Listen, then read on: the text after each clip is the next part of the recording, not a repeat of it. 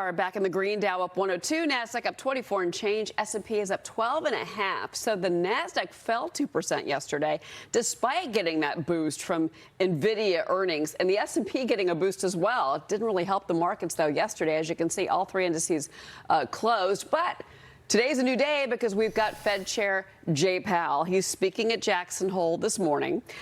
Some Fed officials are signaling policymakers may be close to being done with interest rate hikes, but are unclear as to when. Ryan Payne.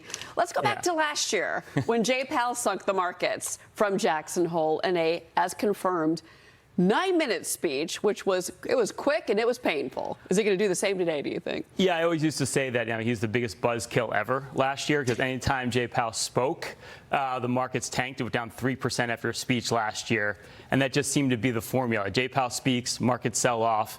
He ruined the party again. But I think we are on to greener pastures, right? Like if you look at over the last 12 months, inflation has come down markedly. And we're at a point now where we might be at the top of them raising interest rates. Monetary policy might be peaking right now. If we get any inclination from Jay Powell that, hey, look, we are winning the fight on inflation, and maybe by next year we could start lowering interest rates on the short term, man, oh man, that would be phenomenal for the market, phenomenal for the economy, and I think that could be a little boost for the market. Look, I mean, let's bring in Gina Bolvin into this because, Gina, what are you expecting now from Jay Powell? I mean, look, last year it was a different story. My gut tells me he's not going to do the same today in this speech, but you never know. Yeah, well, I can't wait to hear what he has to say. I think he's going to continue to be hawkish. He has to be extremely frustrated with the market. And Ryan's right. He keeps coming out, throwing cold water all over investors. And the market goes down, but it recovers. This year is going to be very different than last year, though. Like Ryan said, he spoke for 10 minutes last year. The S&P 500 dropped 3.4% in a day. But this year is very different. The economic landscape is very different. We have inflation that's come down so much from 9.1% last June. And I think that he is going to be hawkish.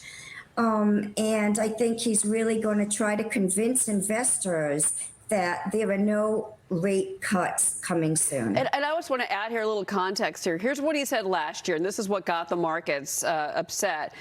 He made reference to the quote-unquote unfortunate costs of fighting inflation. They're going to bring quote-unquote some pain.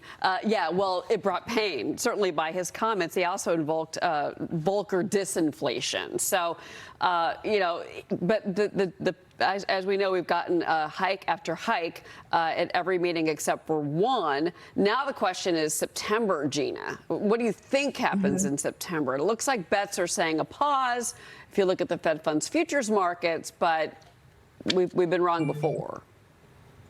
The market is expecting a pause, and I wouldn't be surprised if we got a pause. But the bottom line is we're closer to the end of these hikes, and I think that's positive for the market.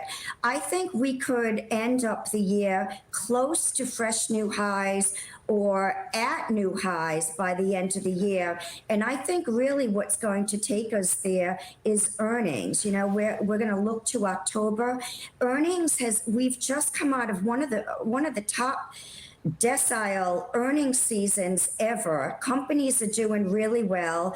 The consumer is weakening, but they're hanging in there because the labor market's still tight. So I think once we get over this hump, these last interest rate hikes, which we could get another hike in November, I think that the market's going to move on to fresh new highs. Real quick comment from Ryan Payne, because it's interesting that you're both so bullish, despite the fact that 30-year mortgage rates just hit 7.23%. That's not really a great thing, but Brian, go ahead. Now, Gina, you're speaking my language from one fellow bull to another here, and I agree with you. I mean, I think the part of the story that no one's talking about is you're actually starting to see revisions higher on earnings, and we know, stocks are basically, earnings are everything, right? And even into next year, earnings are going to be like double digit.